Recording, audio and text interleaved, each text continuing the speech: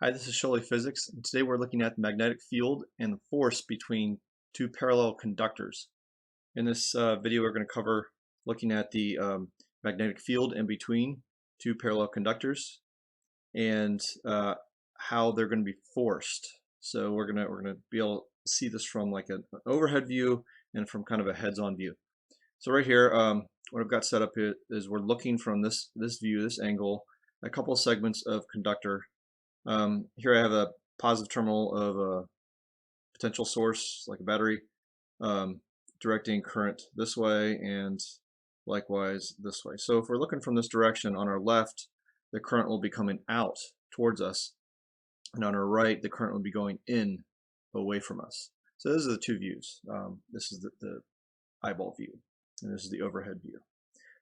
From our last lesson, talked about the magnetic field through a very close to some long segments of wire is mu naught I over 2 pi r. This is from the Biot-Savart law. That's where it's derived from. So we're going to use this. We're talking short distances here, so these two conductors are rather close together. So their magnetic field, especially in this middle area, is has this magnitude. And we're sending the same current I through both of them. So these aren't two different currents, these are the same current. If we want, we could specify that they're different. Some books do that, so I could call this I and I prime or something like that, just so we do get a different value. But you know, I'll leave it as that I and I prime. They could be the same amount, they may be different. With this in mind, what would the magnetic field diagram look like between these two conductors?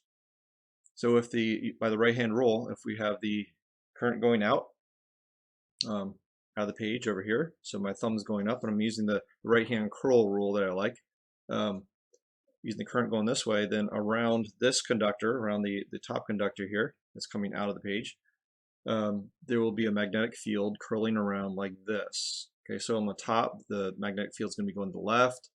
On the left side of this conductor coming out of the page, magnetic field is going down. Down below, it's going to the right, and over on the right side, the magnetic field is going up. So if we look at a point, let's say right here in the middle, between these two conductors, I'll call this I and I prime. Oops, I prime. There we go. That's just a dust particle right there. It's dust particle. Okay, so from I, there's going to be a magnetic field going up at this point, up. So call it just B, right? And over here, we have a B, about equidistant away, we'd have a B going down like that. All right, so imaginary little plane here cutting through. Okay, now what about I prime? So using the right-hand rule there, I'm going to have my thumb going down. So there's, over here on the left side of I prime, there's going to be an upward magnetic field, and over here on the right side, there's going to be a downward magnetic field.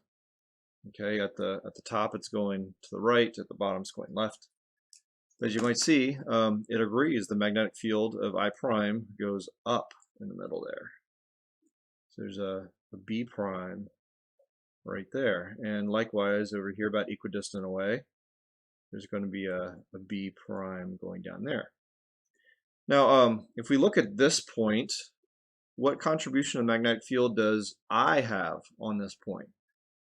So its magnetic field coming up, it's going to have an upward component way out there from I, but it's further away. Do you see that R is greater? So since R is greater, then the magnetic field from I is less than the magnetic field from I prime. So there's going to be an upward component there, way out there, and likewise, you see a little symmetry here. There's going to be from I prime way over here, there's going to be a small component of magnetic field over here from I prime. So there's a little B prime out there. Okay. So here in the middle, we have what, at this point in the middle, what the magnetic field from both of them are doing. And so if we sum that up, the net magnetic field is quite large out there. Okay. And out here, we've got a kind of a smaller but downward net magnetic field, and likewise that net magnetic field over there is a little bit smaller. So if we take the downward component from I prime and the upper component from I, add those two together, sum them up, we get a smaller downward net magnetic field. Okay, so it's very strong in the middle and weaker out here. But you'll also notice I've ignored two spots here that are quite important. That right here, the I1, I prime, not I1, because that's a little speck of dust, right? I prime is under the influence of I. It's under the magnetic influence here. There is a magnetic field from I generated at this point. So if this is the magnetic field from I in the middle, and this is the magnetic field from I way over here, so we would imagine it's kind of a inverse proportionality here. So there's going to be a kind of a medium-sized magnetic field at that point from I. And likewise, there's going to be a medium-sized magnetic field here from I prime. So there's a magnetic field present where there's a flowing current. So what's going to happen to these conductors? So let's first look over here. We've got, this is the magnetic field from one of those conductors. Let's say magnetic field from I is this value. However, over here, down here at I prime, the magnetic field is I over 2 pi r. And let's just call this distance r right there for the time being. But you might also remember F equals Bill, that there's a force applied on this moving current element. Okay, so because the magnetic field, as you can see here, is perpendicular to the current coming out, then we don't have to worry about IL cross B. We can just use ILB. ILB. So there is another dimension I need to define here.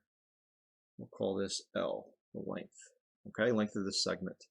So it's important to have the length of that current element segment. So moving on, we got F equals Bill, but this I, in this case, is the current going through the wire. This is the I prime, but the B is due to I. So this isn't B prime, it's just B. So the force on, should call it force prime, okay? Force on the prime element is I prime, L, the length, times B, the magnetic field, mu naught I. Now this is due to the element I, not I prime. So the magnetic field from I at R. All right. Now sometimes a force per unit length is given instead of just a length. You know, what if we've got a long segment and it's got we're looking for the force per unit length. We could just drop this down, F divided by L.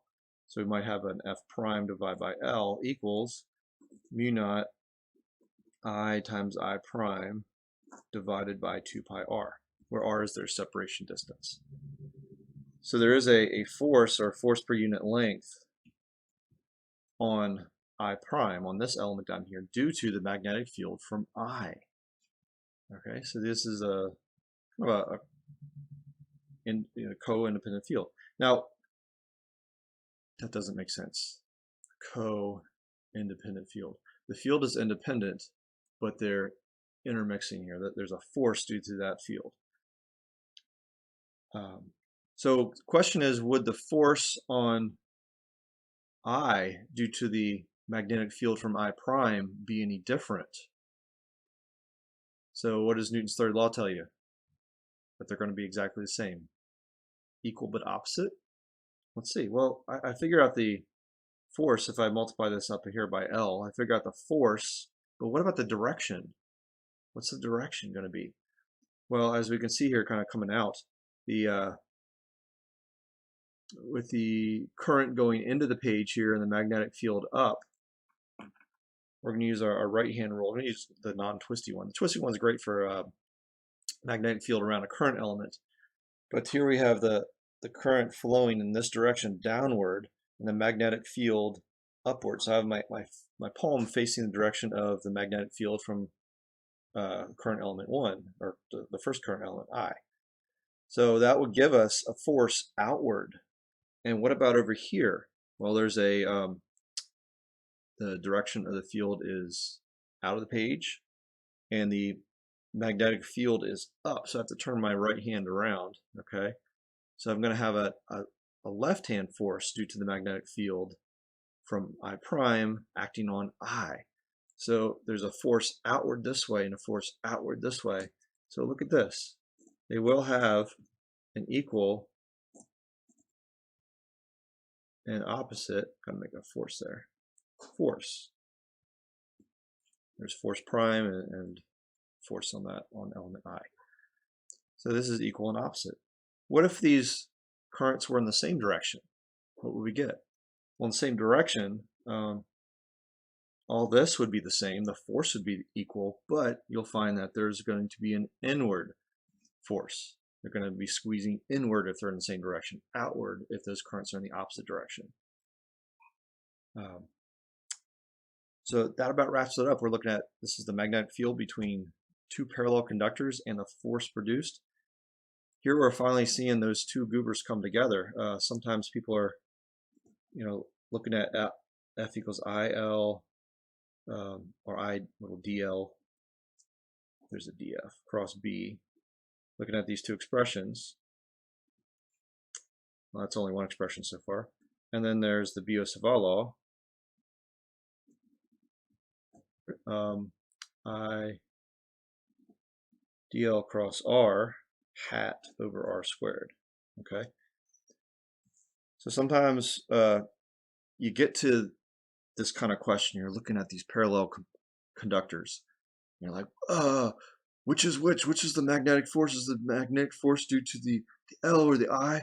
And people will often get caught up in your first physics course looking at these, looking at these two expressions and going, what is this? They all kind of look the same. There's an IDL.